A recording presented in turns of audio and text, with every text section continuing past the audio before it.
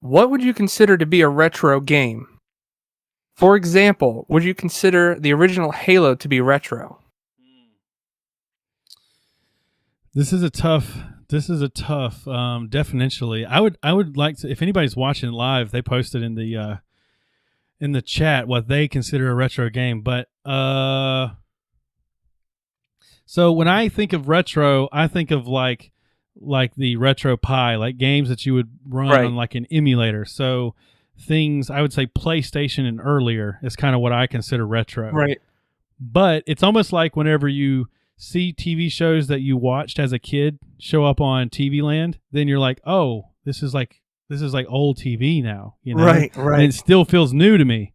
Yeah. So yeah, I don't know. I don't know that I would consider Halo a retro game, but I think that if somebody younger than me considered it, I think they might. I think my younger sister may consider Halo a retro game because it probably came out around the time she was born. No, not exactly, but she was right. I she know was what still you're saying. young when it came out. Yeah, Right.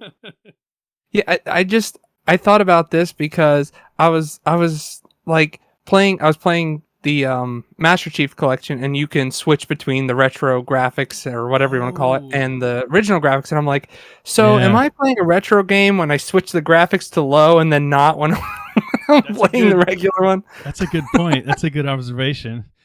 Yeah, I don't know. Maybe it is. Maybe I'm judging the same it too game, harsh. just better graphics. So is the that's my question. It's like what is considered a retro game? Like how old does it have to be, or how bad does it have to look? I guess before you if you consider, let's say that we may concede that Halo is a retro game. If you're playing it with the modern graphics, are you still playing a retro game, or is that's a new product? You know, right? Because it's not quite the same as like Resident Evil 2 remake, where it is a different game. Like it's similar, but it's different. Whereas Halo with the improved graphics is literally the same game, right? Like they didn't change the game. No, it's every bug's in there. Yeah. So I don't know. That's a good question. So if we concede that Halo is retro, is Halo with better graphics still retro? If you're playing classic WoW with modern graphics turned on, which is not possible, but if that were a thing, are you still playing classic WoW? Exactly. Like when they remake one of the old games, is it still a retro game, just better graphics? You know, like the Resident Evil series, you know, like with the better graphics, is it still retro? Because I would consider maybe Halo to be retro, but not necessarily Resident Evil, the games. Because they're a little younger than Halo is. The first Resident Evil is older than Halo. The second Resident Evil, I think, is older than Halo. Is it really? I think so. Is it not the 90s? Let me look it up. My impression of it is that it is, but I could be wrong. So. Maybe I'm wrong. So I could be wrong too. Yeah, so it's newer. And plus, I remember the first Halo. Like I can remember how old I was when it came out, whereas the first Resident Evil is a little fuzzy to me. Like I remember being a kid when it came out, but I don't know how old I was. And I think I was probably too young to really appreciate the game. But then I played it later. And so like the Resident Evil remake, the one that you've been wrestling with and can't get to install on any OS, I think that is a retro game, even though it has new graphics, because it is the original game with new graphics. I don't think anything's changed. But Resident Evil 2, the remake, is not. It's not a one-for-one remake. They did a new engine and all that. Yeah. So yeah, that is definitely not retro. I would say that is a new game. So maybe it's Xbox and older. Maybe we should say that's the cutoff line. If it came out for Xbox or PlayStation and older, then that's a retro game. But anything newer than that, you wouldn't consider GameCube to be retro games, even though you can emulate them. That's the other question. If you can reasonably emulate them with a reasonable computer, do you consider them to be retro? Maybe when a Raspberry Pi can emulate it, it should be considered. It should be considered. That's a good mark, because that is the perfect thing for a Raspberry Pi. If you just want to get one for playing retro games, that is like the best. case scenario. Maybe that's a pretty good rule. I like that one.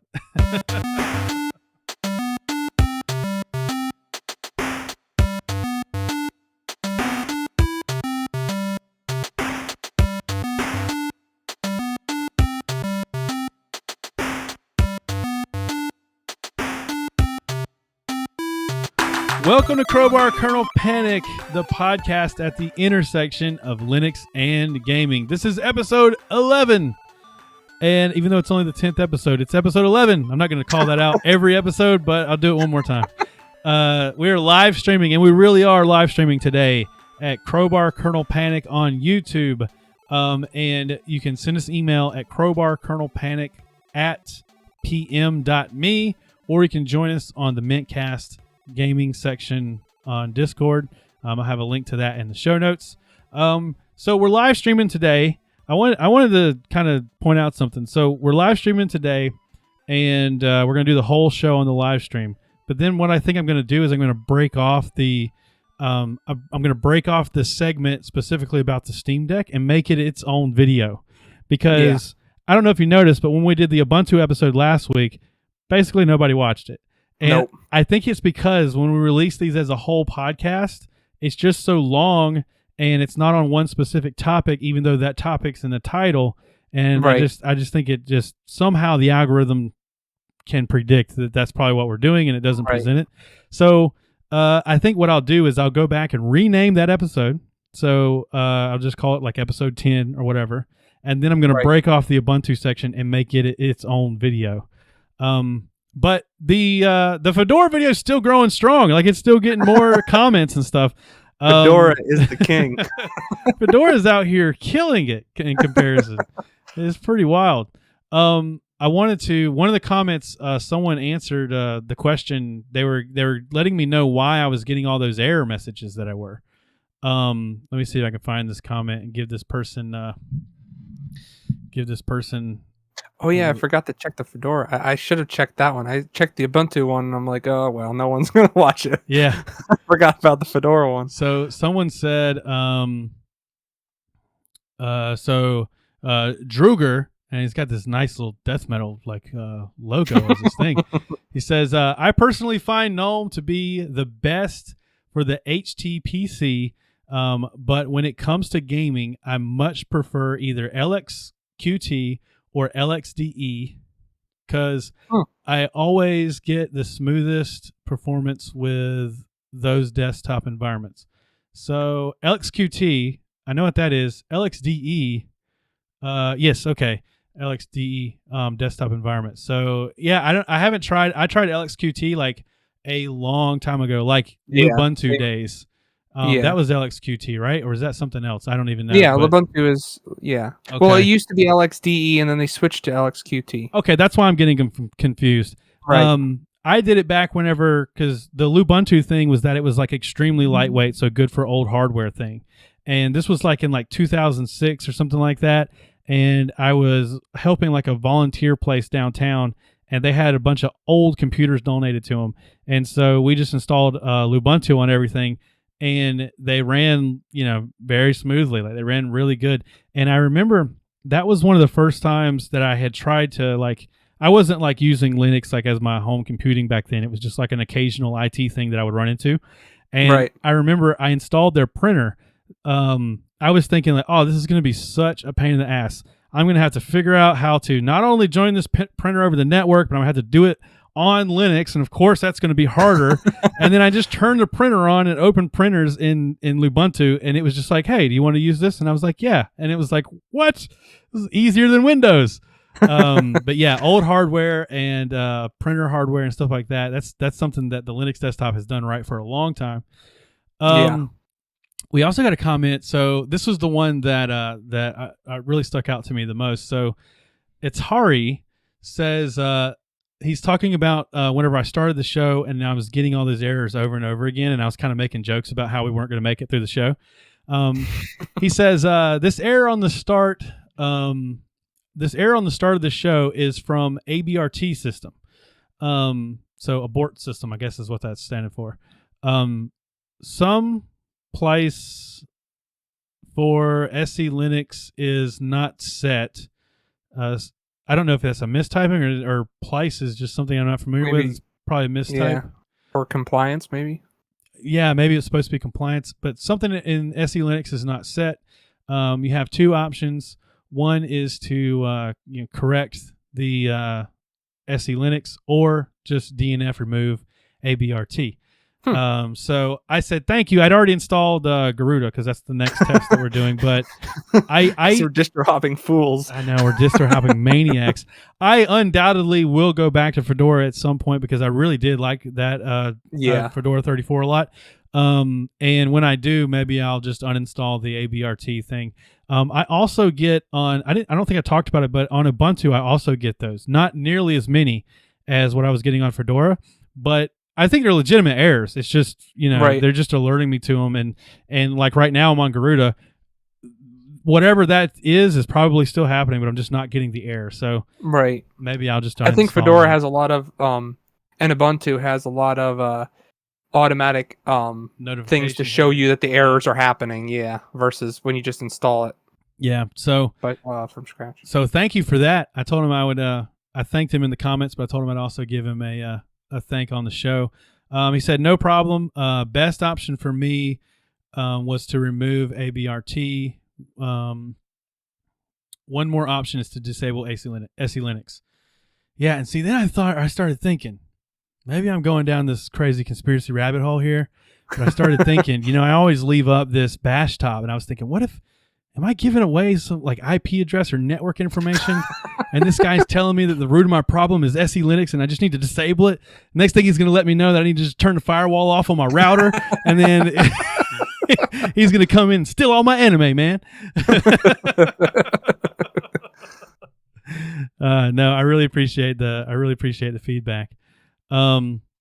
Yeah. So if you're watching this now, check out our Ubuntu episode. It doesn't have any comments yet. If you're a big Ubuntu fan, go give that video a like so more people will see it. Ubuntu's just boring right now. That's the problem. I know. It really is. It really is. I think there's lots of excitement with Fedora because of the, they're using Pipewire. They're doing a lot of changes right now. Yeah. But so anyway, I guess I don't want to do the Garuda episode will be the next episode because we want to spend some time with it. I feel like we kind of rushed Ubuntu a little bit. Or at least I did, but also I kind of already used it a lot. Like I don't feel like I really missed anything. But it was suggested. Also, let me see who originally suggested that. But I think a few people suggested Garuda to us, and so it was at least two people. I know that. Yeah, the first person was Crack Connoisseur on YouTube. Right. But so we're working on that now. I originally tried to install the i3 desktop, and I don't know why I thought I would like i3. I warned you. I know. Well, the thing is I see on Linux porn and like places on Reddit where people just post screenshots of their desktops. Yeah, and it looks amazing. I think it's the subreddit Unix porn. It's something like that. It's got porn in the title, but it's all the best looking desktops are like so blank, and it's usually i3, and it's just like so sleek looking, and like I want to be that guy. I want people to walk by my computer and go, I wouldn't even know how to use that. and so I want to look like a genius, and so I decided I'll give it a shot. I'll try out i3. I'm sure I can get through it for at least 2 weeks until we talk about it, and then everything will be fine. Yeah, I think I installed it Friday night. I woke up early on Saturday because I played with it all night. Immediately Friday. Had regrets. Well, I installed it. I installed Garuda i3 desktop on Friday night, and then I played with it that night. I stayed up late. I went to bed thinking about it. I watched videos on theming the i3 desktop and using Rudy using the whatever the application launcher thing is, and changing the dashboard. I tried out Bumblebee. I did a custom little dash thing, and I watched videos about theming it, and I was like getting slowly in. I was like, dude, this is gonna be my new thing. I'm gonna install i3 on everything from now on. I woke up Saturday morning and I played with it. I broke it. I fixed it. I kept playing with it. The thing I liked about it was that it was like all your configuration, all of your theming is just in text files. Like you just open the text files, you make changes, and you refresh, and you see what changed, and you can just keep doing that. It reminded me of my Archbang days whenever I used to use, I think they used OpenBox or whatever it was.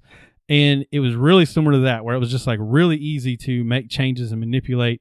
And, it was like, it was really easy to break too. So it's like at your fingertips, Right. And after I played with it like all morning, by the time like lunchtime rolled around, I still had not edited the Ubuntu episode. And like lunchtime rolls around, and I'm still trying to fix things that I've broken on my desktop. And I was just thinking, you know what? I'm wasting so much time doing this. I could have edited the episode by now. I need to just install a GNOME-based distribution and, get some work done and quit playing with my desktop. And so that's why I backed out of it and installed GNOME. But, yeah, I don't know. I don't see, on the one hand, I see the appeal of being able to easily manipulate my desktop in that way, being able to just like change everything I want, like just at my fingertips, like fine grain it. Right. Yeah. I like that aspect of it, but I also could get lost in it because I'm like way, trying to manipulate it too much. Right. But also I don't know that I'm the person. I don't know that I see the tiling manager. Like, I don't know that I'm like the person for it, because to me, it was great as long as I only had 2 applications on each screen. But then once I opened the third one, it just shrunk things down so small that it was unusable. Like I think I'm a floating Windows manager, and I don't think there's anything wrong with that. Nope, not at all. I don't know. Maybe if somebody wants to let me know why I'm wrong, why i3 is the way to go. I'm sure there's plenty of those people. Yeah, I would love it. But it's welcome. Let us know how we're wrong. So I think we should set a goal. So we just started this YouTube channel. We haven't quite figured out what works and what doesn't work yet. But as we grow and we try to, we gain subscribers, please subscribe to the video. I think we should set milestone goals. The first one being 50. We should be able to get to 50 pretty easily. At 50 subscribers, I will use i3 on whatever desktop we're testing at the time. I will use i3 for an entire month. I don't do dual booting. When we test distros, I wipe and then install. And I'll install Nuke and pave, baby. Yep, nuke and pave with i3, no backing out. I'll edit the podcast. I'll do everything. I'll do everything on i3. And that'll be my 50 subscriber goal. We'll do that, and then I'll do like a review of it. You think that after a month of using it, I'll probably talk myself into loving it? That's still, it happens a lot of times. A lot of people do these challenges, and they're like, "Wow, I really didn't realize how good this really is." Yeah, I think sometimes when you challenge yourself in that way, you're really challenging yourself because you want to fall in love with it. You know what I mean? Right. I would love to know why people love tiling window managers. I mean, I've watched videos. There's plenty of people that want to tell you why they love their tiling window manager so much. No matter what all I've seen, I just don't think. I think you like it because it looks cool. And hey, there's nothing wrong with that. Nope. I like working on old cars because they look cool. You might do that with your desktop. There's nothing wrong with that. Yep. I just don't believe it's really that much more efficient. Yep. I'm just not a keyboard person, so that's why I don't use tiling window managers. I like to use my mouse, and that's just how it is. That's how I've always been. Well, see, that's another thing is like they talk about how you use hotkeys and you don't have to search through a menu and that sort of thing. But like, who does that? Who searches through a menu nowadays? Like everybody just hits their super key and then starts typing. Like I don't know anybody that actually The only time I ever do that is if I forget what I'm looking for and I'm like, man, I got to see that icon. Yeah, I mean, I have done that where like, it's like I know what I want to do, but I can't remember what it's called. Yeah, no, I have done that. But that's like very rare. Right, yeah. And most of the time, I don't know that they're all this way, but I think, I want to say that some menus, maybe on Cinnamon, Ubuntu, they're I don't think just a normal GNOME. Like if I type in browser, is it smart enough to give me? Yeah, I think so. So it knows that Firefox and FireDragon is a browser. So yeah, I mean, you can actually just kind of type what you're looking for and still find it. Right. Anyway, what have you been doing? You been playing any games? Yeah. I played a little bit of Metro Exodus because I got that game. I'm a big Metro fan. I love that series. Yeah. Never read the books, but played the games. And so far, it's a Metro game. It's pretty awesome so far. I've only played like maybe 15 minutes, so it's like, nothing to tell you what the game is like yet. But it plays just like all the other games, which is what I was looking for. And it's got that grit to it, like that darkness. Yeah, it's really dark. Yeah. Not like I think my settings are wrong. Like it's literally really dark for me. Yeah, sometimes it does get dark, but yeah, if your settings are wrong, it's really dark. I don't know. I couldn't tell if it was something like Amnesia. You know what? There's a lot of atmosphere in this game, and you're supposed to use like your lighter or your flashlight a lot because you're not supposed to see the stuff. You're really not. You're supposed to, jump scare. A lot of jump scare in this kind of game. Like literally, I died by the first monster because I was not prepared for it at all. I came through these cobwebs and freaking, I forget what they're called, the little monster thing. He was right there and freaking jumped on me, and I was like just so taken back that I didn't know what button to press. I was trying to press the E button and it was like wasn't working. I did the exact same thing in the exact same spot, and when I went back, it must have something to do with the way you approach those cobwebs, because when I went back and did it, knowing he was there, it didn't jump out at me. Yeah, it didn't either. Me too. The second time it came out later in the what difficulty were you playing on? Normal. The normal? Guess. Yeah. Yeah, that's what I was playing on too. I wonder if they do that to test you, to see how good you are. Like the first time you go in there, they have it jump out at you and see if you can take it, and then maybe they like make it harder even though it's set to normal. I don't know if Metro has that, but there are games that have that. Some of the Resident Evil games do that, where if you die of a certain thing so many times, it'll actually adjust the setting of the game. I wonder. That's interesting.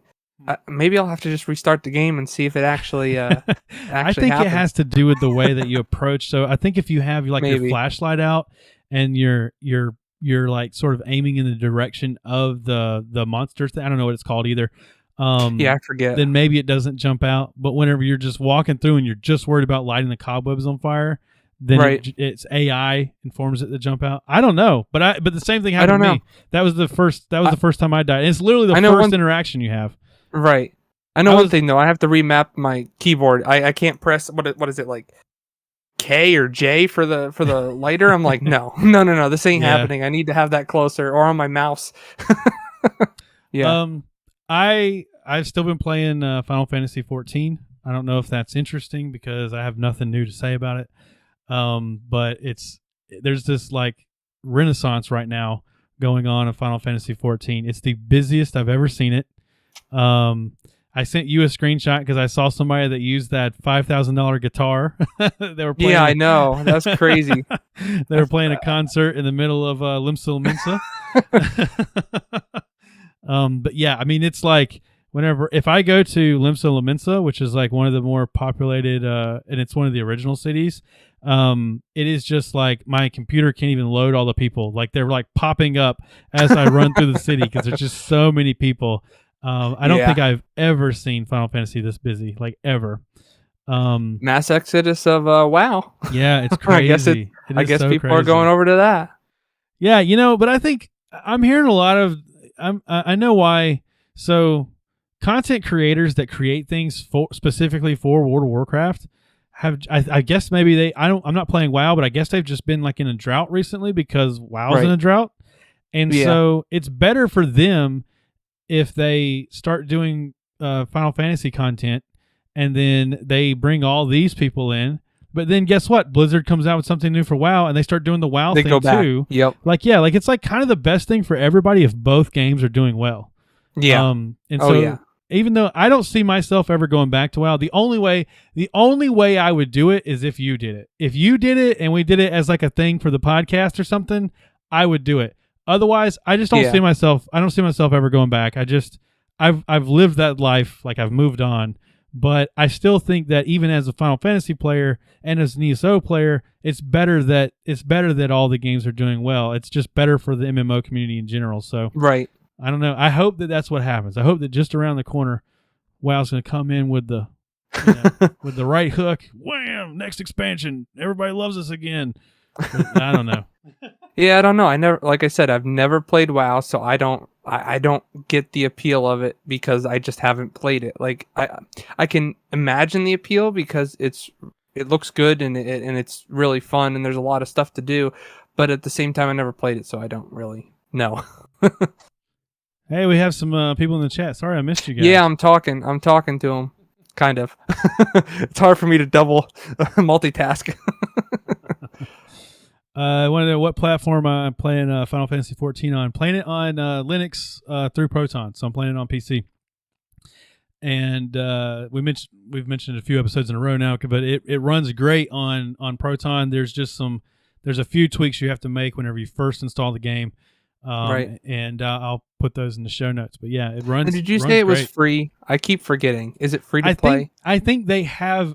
I'm not sure how that works. I think that they have some free account of some kind, but it's not the full game. This is the third time I've asked you that. But I'm gonna look into that. I think you can make a character, but then like you can't trade things with non-free accounts or. Oh, okay. Yeah. There's some mechanism, but I'm not sure what it is. It's not like ESO. If there's a free version, I definitely need to check it out because you play it a lot, and I've never played it. So. And the weird thing about Final Fantasy is, so I am having zero fun if I'm playing ESO by myself. I'm having zero fun if I'm playing WoW by myself. But Final Fantasy is kind of like a single player game that you play with other people. Like it's okay. It doesn't feel like you're in a weird drought. Yeah, because you have like a main quest that you're following that is like literally a Final Fantasy game, and then there's moments during that quest that requires other people. And so you'll have to join a party to do something, but then you're kind of back on your own quest again, you know? Cool. Whereas like Elder Scrolls and WoW, I feel like I'm just wasting time if I'm not with other people. You turned me on to Dragon Age Inquisition. I just started it. It's like one of your favorite games, apparently. Oh yeah. And I've played all the Dragon Age games, and that one is by far my favorite of them.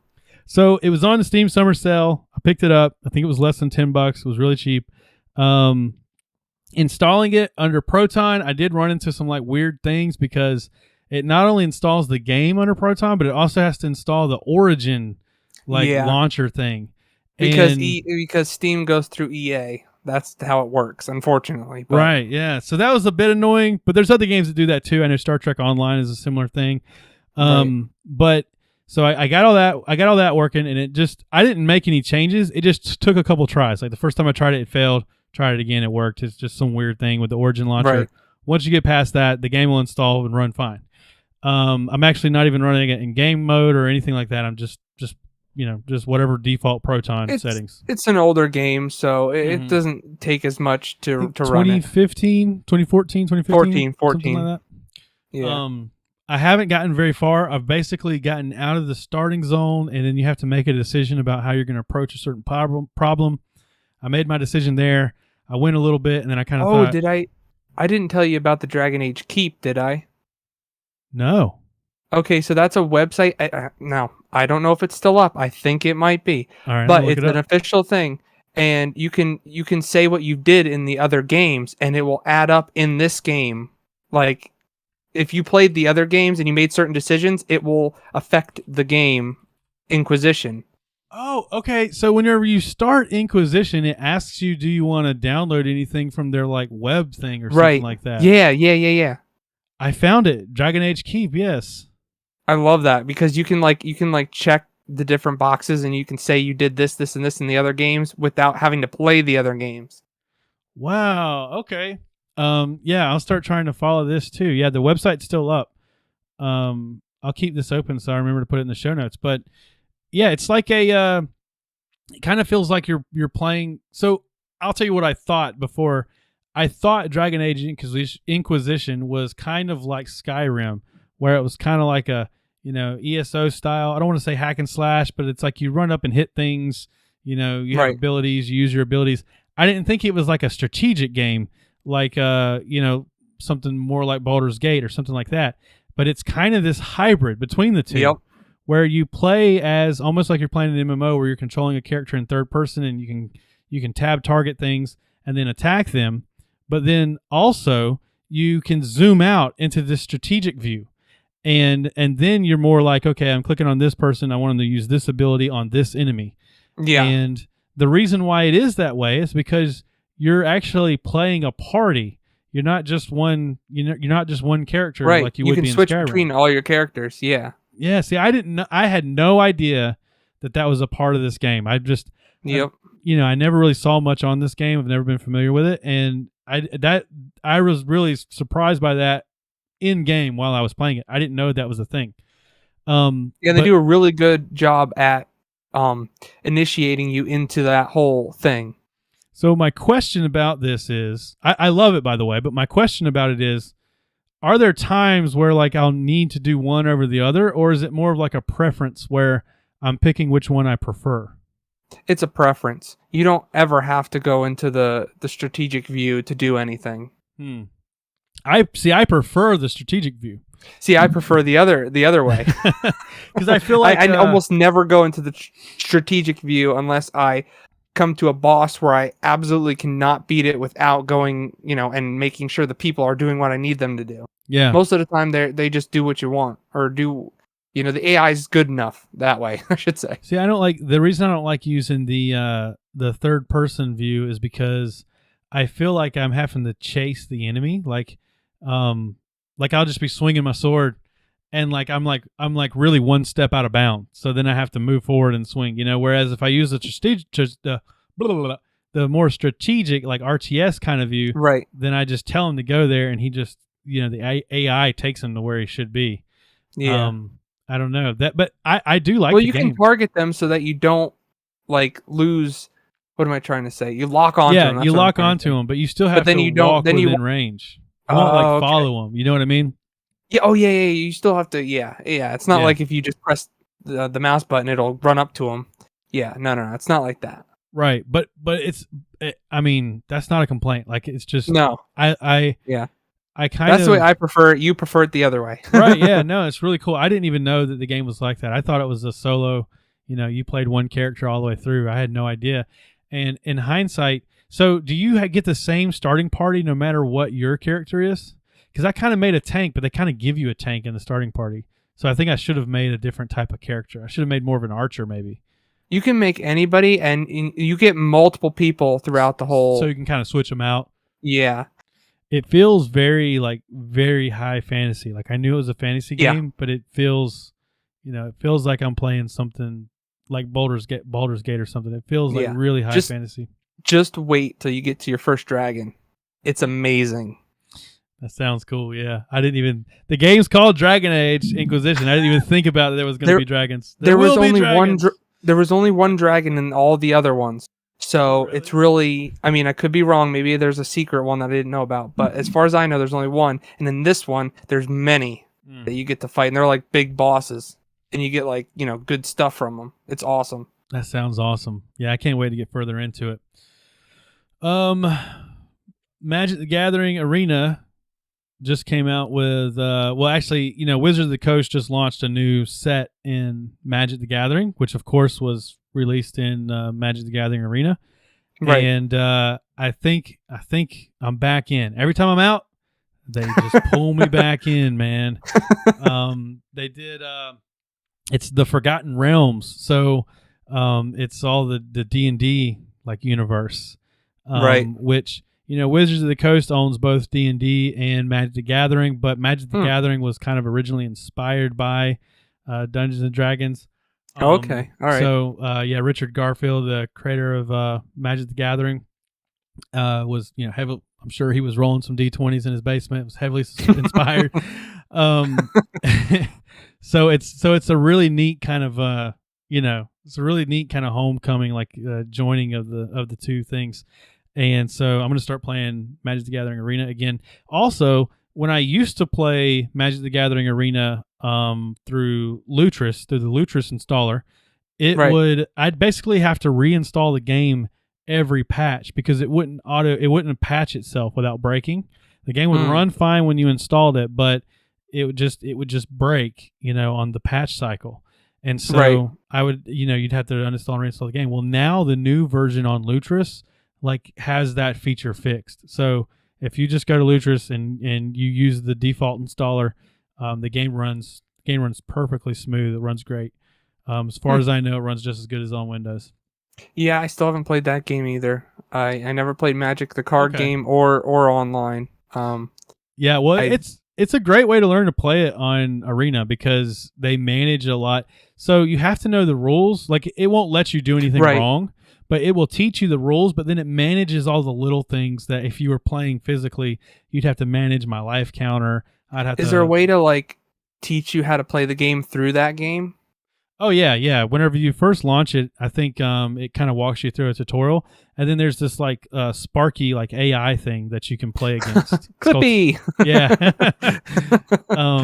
And you can play against the AI to kind of learn the rules, and they give you a bunch of starting decks to start out on. Cool. But some of these new cards, just because of the nostalgic D&D lover that I am, I may have to buy some of these cards just because I just want them. I'll never play the game physically. Yeah. That's great. But yeah, so that's cool. Cool news coming out of there. But I guess the big thing that we're going to talk about this episode is the Steam Deck, and I actually was able to reserve one. There's only $5 to reserve it. Dodged the scalpers. Yeah.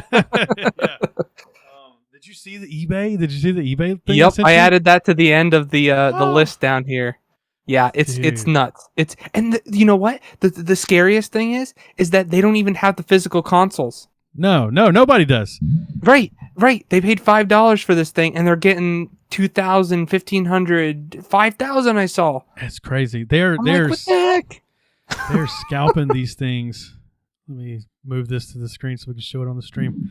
They're just selling this is just that somebody paid the $5 and reserved one so that they could get the earlier shipping date.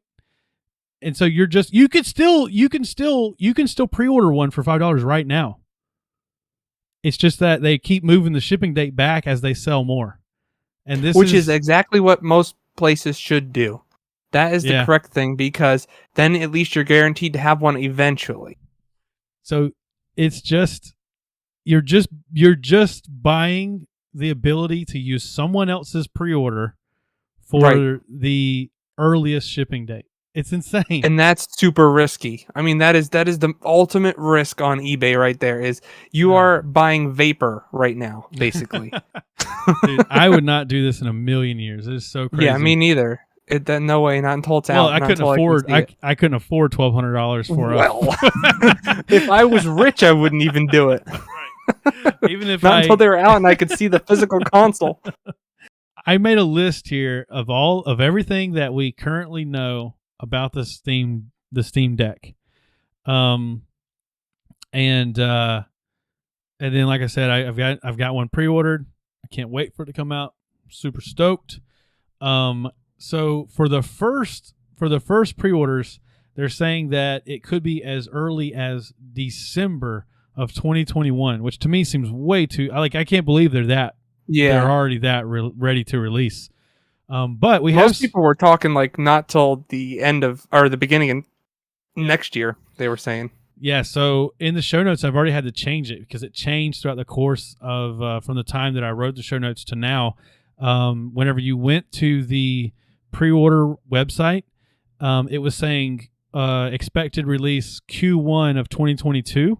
Well, I typed that in the show notes, and then before we went on the air, it changed to Q2 of 2022, and now it may be even higher. Just so many people are ordering these things, and they just keep pushing the expected release back. But I believe that it's still in waves. So if you were part of that first wave, your pre-order, I don't know, maybe this is wishful thinking, but if you're in that first wave, your pre-order is expected to release in December. But I don't know. We'll see. We'll see. Yeah, I pre-ordered the lowest priced one just because I don't see myself paying more than $400 for a handheld device. I have things to say about that. Yeah. No. I was on the fence about it, and I can still change it. But if I change it, then I have to do the. You'll have to deal with the longer wait time. Right. Exactly. And I think I want one because I think it's cool, but I mostly want it as a handheld computer as much as I want a handheld gaming device. Right. Yeah. Yeah. I keep saying console, but it really is a PC. It's just a handheld PC. Yep. It's a laptop that you can't fold. That's right. Yeah. So, and they were doing a thing, but I think it actually ends tomorrow. But right now, if you have a Steam account that was created it has to be created before June. If you created an account between the time that there was like the announcement and now, it's not allowing you to do the pre-release because they're worried about scalpers. They're worried about people that just made an account so that they could buy the pre-release. Wow! But that actually that's a good idea. It's a good idea, but legitimately you could have made an account in June, or legitimately you may have not had a Steam account and you saw the announcement and you're like, oh, I better make a Steam account because I want this thing. But they're trying everything to stop these scalpers. I mean, and nothing seems to be working. I appreciate the try. It is what it is, but I think they're making it pretty available. I mean, yeah, I think so. Yeah, from what I've heard, I didn't actually try to get one because I don't have that money to spend. It was like a Christmas gift. Yeah, well, I'm kind of counting on the money will be there by the time they're asking me for it. I don't have the $400 today, but it was only $5 to do the whole. Yeah. And then you have to pay. It's going to be SteamOS, but you can install any OS you want on it. You could buy this thing. You can install Windows. Yeah, you can install Windows. I've been seeing every reviewer say that. I've been seeing every reviewer say, "Oh yeah, you could just buy it and then you can install Windows." I don't know. The specs on this thing's pretty good. It might be all right, but I just can't imagine that being any good. I mean, no, I would rather personally stream the stuff from my desktop than install Windows on it because that you're giving up at least double the RAM for Windows.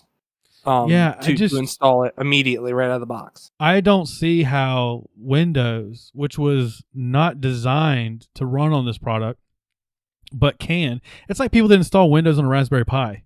It's like, yes, you can, but why would you ever do that? Why would you waste those resources? I don't even know how you can do it without an 8 gig Raspberry Pi anyway. Yeah, I know. You'd have to have, it's crazy. There might be some build of Windows for Raspberry Pi. I'm not sure, but. Yeah, there probably is. But it would be made by somebody. I'm sure Microsoft didn't put it out. Right. But it's also heavily relying on Proton, which is fantastic. Because I don't know if you saw this, but there's already game developers that are saying that they will develop their game to work on the new Steam Deck, which means that it will work on Proton. So this is inadvertently helping every Linux gamer out there just because this device is coming out. And I heard a couple people say something to the effect that Steam said or Valve said that they were going to have every game working that can work for Windows. Now I don't know what they mean by that. I only heard a couple people say that, so I don't know if it's even a thing. I don't know if that's possible because they just can't touch every game. Right. But maybe they meant AAA games. I don't know exactly. Yeah. Now, as you and I know, and many listeners of the podcast, like an overwhelming percentage of Windows games on Steam run on Proton. Like, it's not even. I remember on Mintcast a few years ago, we were doing our predictions for the next year. And I said, this was like the year Proton came out. And I said, by this time next year, I believe that games will not only be available on Proton, it'll be more than 75% of the Steam library. And I believe that games will start to advertise that they are available to play on Proton. Right. And I feel like this is now the fruition of that. I'm like 3 years too late, but I think that this is this is what I was predicting because now that the Steam Deck exists, games will advertise that they're playable on the Steam Deck and SteamOS. Right. They won't even mention Proton. They'll just say it is available on the Steam Deck. Right, exactly. And that's been the funniest thing for me as like a Linux gamer watching reviews of this product by non-Linux, gaming companies. Yeah. Because they're like, this is relying heavily on Steam's product called Proton. And it's like some kind of like compatibility layer between SteamOS, which is Linux based, and what should be Windows. It's like so funny to and I'm like, my whole world is wrapped up in Proton right now. I know. Like that's literally, how we've been working this out for years now. But I think that whole aspect of it is what I'm excited about the most. I hope that this product is like a huge success. And yeah, me too. I really have high expectations for the sale and the what am I trying to say? The people actually wanting the product. But I'm wary because Valve has canceled things before. I know. I'm a little worried about that. I'm not as worried about this product for that as I was with the other ones, because this one seems to be something that they're really going for. And I think this is something that they've been trying to do, but they've not known how to do it for a long time. So we had Steam boxes in the past. But whenever you looked at a Steam box, it's basically something you could build on your own. And not only that, but like their philosophy is very open, and they're like, trying to give people the ability. They're like, hey, you know what? You could build your own Steam box, and we're not going to stop you. Here's SteamOS. Go have at it, Hoss. And I think that there's just a lot of people that just, I'm not going to buy one then. I'm just going to make my own. Or I'll use this old computer I have, Plus, that was third-party people who built the Steam boxes. They never actually built their own, as far as I know. I don't even know. I wasn't even aware of that, but that's another good point. And I feel like this is their way of like getting the Steam box literally in the hands of people. Right. Like this is something that you could not just go build on your own, but yet still fulfills that legacy of what they intended the Steam box to be. This thing that you can hook up to your TV, that you can leave your desktop and still use their ecosystem away from your desktop. And so I wouldn't doubt it. And I've heard this a lot, but I think it's probably true given the specs of this device. But this $399 version is probably at a loss. They're probably selling these. Oh yeah, at a loss. They're either at cost or at a loss. Yep. So that way you are using their environment, their ecosystem on their device, and that's where they really make the money. Because Steam makes so much money that Valve decided to never make another Half-Life game. That's how profitable Steam is. And so that is a good point. That is a very, very good point. Right. So if they can have you doing that from your toilet, then that's a huge success for them. Yeah. No, that is a great point that they well, I mean, they did release Half-Life Alyx. That's true. I almost choked when you said it. Yeah, I want to play Half-Life Alyx so bad, but I don't want to buy. Nope, I'm never gonna buy a VR until it's good. Yeah, I just what I've played with VR is just nope. Yeah, there's basically two games that I want VR for, and I bought a PlayStation 3. It's PlayStation 4, whichever one that Metal Gear Solid 4 came out on. I basically only bought that because I wanted to play Metal Gear Solid 4. That was the only reason. I didn't get it right when it came out. I worked at Best Buy. I saw the damn thing on the shelf like every day, and like for like a few years, and then finally I was like, all right, I'm gonna buy it. I'm gonna buy Metal Gear Solid 4, and that was the whole reason I did that. I can't warrant buying a $800 to $1,000 device for 2 games. Right. Yeah, that's definitely, that was my struggle with the Xbox as well with Halo. I was like, do I really need the new Xbox just for Halo? I'm like, oh, it's out on PC? No, no more. Yeah, really. So the Metal Gear games started coming out on PC too. So they have 3 different models, the $399, $529, and $649. And respectively, they are 64 gigs, 256 gigs, and 512 gigs. But they also have a difference in their hard drive type. So from the $399, you have the eMMC, which is like, I guess, just like flash storage. It's basically, it's kind of like a SD card, but it's better. I think they said, I know they said theoretically they can get up to 500 megabytes read speeds. And that's theoretic. That's not like, what they actually will get. Yeah. But yeah, they're much slower than NVMe drives. So, or even SATA SSDs. Right. And then the 256 and the 512 are NVMe SSD. Right. But the 512 one is a faster NVMe than the really? 256. Yeah, it's the same. I think it's the same one, but it's the 512 is a faster model of that same model. Okay.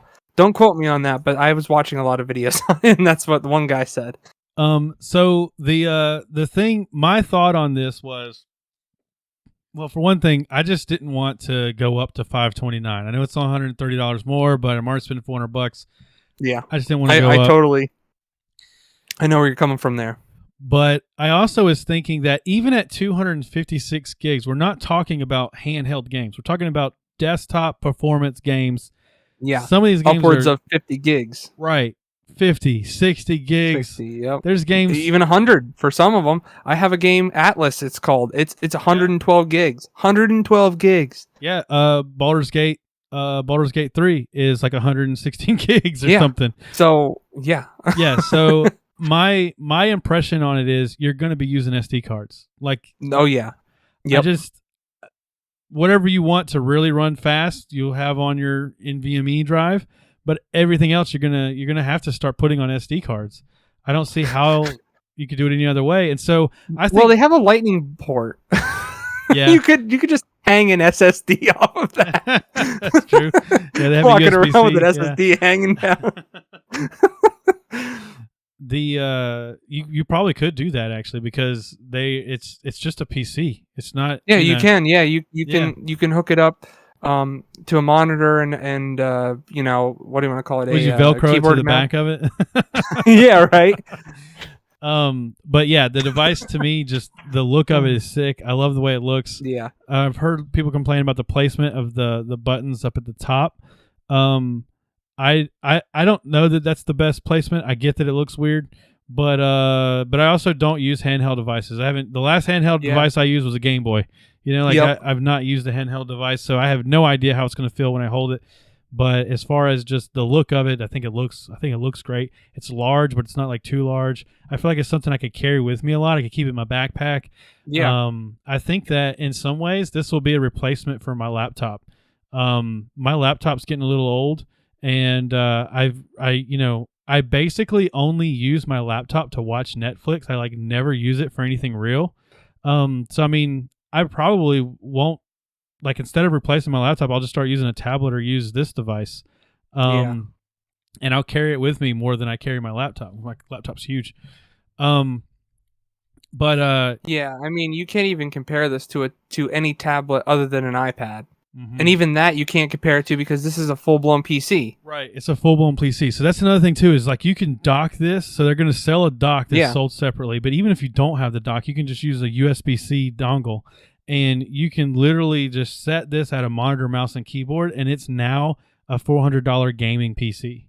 And I don't know. Your mileage will vary with that, though, because you're going up with screen resolution and all that stuff. The reason why this works so well in the form factor that it is because of the monitor they chose for it. Yeah, that was the next thing I was going to point out. Is it's because it's a 720p screen, but it's actually like 1280 by 800 or something. It's like a pseudo. Right. That's what it is. Yeah. But it's that's how it's pulling this off, is because it's able to render at such a low resolution. Last week, we accidentally did a demonstration of it because you were talking about your test results with Gravity Mark on a windowed version versus a full screen. That's basically the same thing that's happening here. It's because it's only rendering a 720p screen, then in a handheld device, it can overpower that resolution and give it to you. Right. But if I were to hook this device up to my monitor here, I doubt that it would give me the same FPS as if I were running it from my desktop. But, right, unless you're running it at 720p, which you don't want to from that monitor. Yeah. So, so that's great. And, again, I haven't used a handheld device since a Game Boy, but I can't imagine I'd want more than 720 on a handheld device. I just don't especially think at that screen size. Yeah. At that screen size, you got to remember that the pixels per inch is what matters. And as you go down in screen size, the less resolution you need to get that pixel per inch that, that makes a difference. Right. Let's see. Oh yeah, the chip architecture. So it's using it's AMD, the Zen 2 and the RDNA 2. And this is it's the same technology that's found in the AMD Ryzen 3000 series cards. And the Zen 2 has I can't remember if I think it's 4 cores. It looks like I missed something in my notes 4 cores here. and 8 threads. Yeah, that's what it is. But it's capable of 8 threads. Yeah, so basically you have 8 threads CPU and then a Ryzen 3000 chipset. It's obviously not a Ryzen 3000 card in there, but there's a chipset of it. And then it's got 16 gigs of DDR5 memory.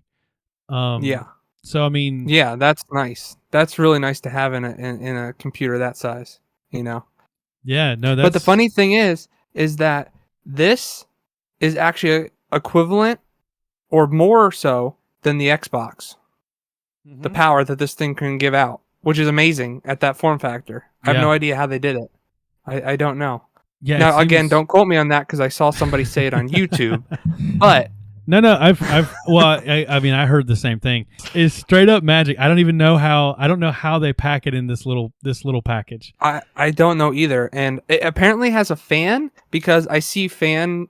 It's got on little holes on it. Yeah. Yeah, it has to have a fan. So yeah, how loud's it going to be? Yeah, that's another thing. Yeah, I mean, I don't know. Liquid cool mine. I'm gonna. You're right. So that's another thing I wanted to add. To the 64 gig version, they said that actually has an NVMe slot in it. Oh, really? So it's very hard to get to. They said it's very hard. So you might not want to do it when it's under warranty, but once it's out of warranty, you might want to just open it up and see if you can actually get an NVMe in there. I don't know how plausible or how I don't know. I have no idea. But if you bought this device and then you could just change out to an NVMe hard drive, that would be astonishing. Wow. Holy cow. This would be my favorite device ever made if that's true. It's probably... They should just... If they could just somehow change the NVMe connector, where you know with the NVMe it sticks up a little bit like on an angle and then you press it down and you screw it in. Right. If they could somehow change the connector so that you could just slide it in from the side, how amazing would that be? Yeah, to just slide it in like the SD card. How amazing would that be? Like, oh yeah, I want a terabyte. Here I go. Yeah, that would be amazing because to me, that's one of the drawbacks of this device. Is as we were saying earlier, is like everything's going to be on an SD card. Even if you get the 512, you're eventually going to fill that up. Everything's going to be on an SD card. And so, and you know what, the one guy on YouTube was talking about that, and he sasaid he's gonna. I want to watch this video eventually, but he said he's gonna do a demonstration on his Razer PC that has a 3080 of why a micro SD card is not a good option for any game, even a terabyte one, because it's so slow that open world games that need to render constantly are gonna be so laggy. So we'll see what that performance is like. I imagine you're going to want to get the fastest SD card you can get. That's what you're going to have to. Yeah. Like Samsung or SanDisk. They're a good SanDisk, like not one of the cheap ones. The ones you get for like those like 4K movie cameras or whatever. Yep. Like, you're going to want to get those. Definitely. Yeah. It also has a 3.5 millimeter jack. What? Are you kidding me? They fit it in there. You don't need a little adapter or anything like that. It's got it already on there. And then you have a USB-C we already talked about, but it also has Bluetooth, that I thought was pretty wild. So you could use a Bluetooth mouse and keyboard. Oh, dude, that's cool. Yeah, Bluetooth mouse and keyboard. This thing on the go. This thing really is like a little. This thing is really adding up to be something amazing. Like I don't want to. I really just don't want to hype this thing up because if it flops. Not because Steam screws up, but because, people just don't buy it. Oh, people are buying this thing, dude. I think people I know. are buying it. It would be amazing because they're only doing $5 pre-orders. It would be amazing if just like everybody went in on the pre-order and then just decided not to spend. No, don't say that. No. All the eBay guys get freaking refunds because they couldn't sell them. Don't say that. No, that's horrible. Yeah, that would be I didn't even think about that angle. That would be pretty funny. But no, I'm fine print. They say no refund. I would be excited for this device even if I don't know that I paid $400 for it, but it would still be a really impressive device to me, even if all it did was Steam streaming and it was a portable PC in this form factor. I would be excited about it. I would stream all over my house, streaming in the bathtub, be Steam streaming in the front yard, stream all over the place. Streaming too. You can stream from all the services too because this has a full-blown OS on it. Yeah. You know, you can use Xbox Cloud Gaming. You could use the NVIDIA Cloud thing. Yep, NVIDIA Cloud. You can use Stadia. You can use any of them because you can install a browser on it and you can use it. Yeah, that is just the craziest thing. And by the way, it runs Arch. Yeah, I know. I didn't even know that. I thought neither. I heard a podcast say it. I thought SteamOS was Ubuntu based. I swear it was originally. Okay, it was originally, but this one they rebased it on Arch. Yeah, that is so freaking sweet. I am gonna have a handheld device that I can sudo pacman -s in. I can't wait for this thing. Dude, this is gonna be like your portable, man.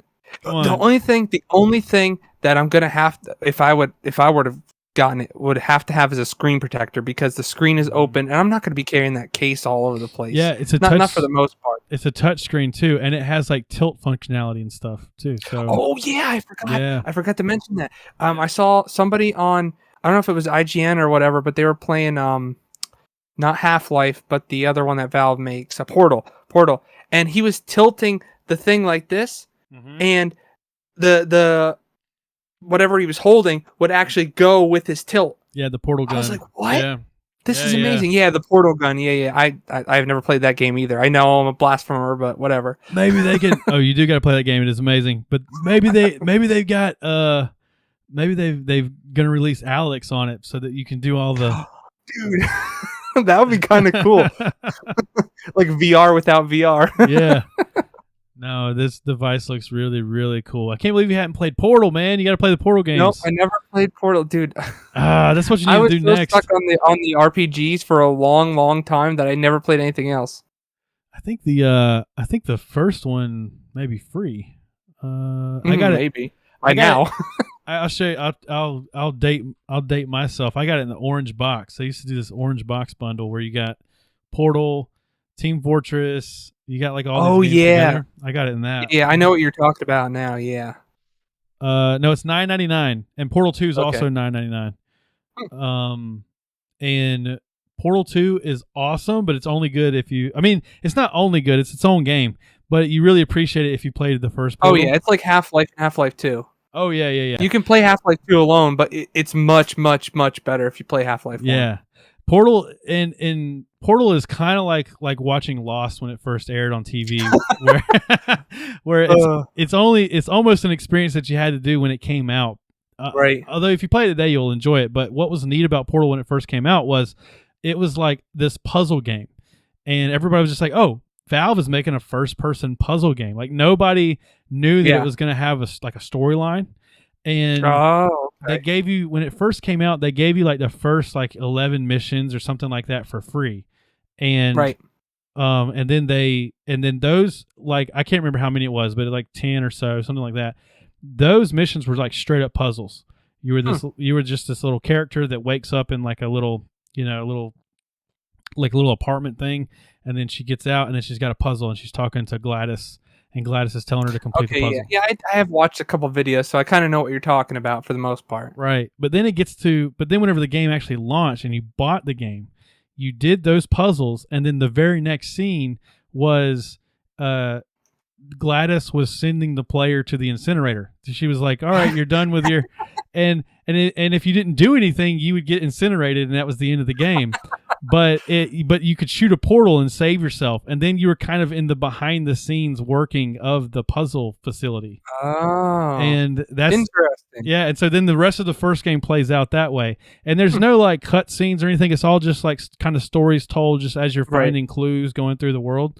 But then the second game really picks up, and like there's actual cutscenes and characters, and they start building on that story.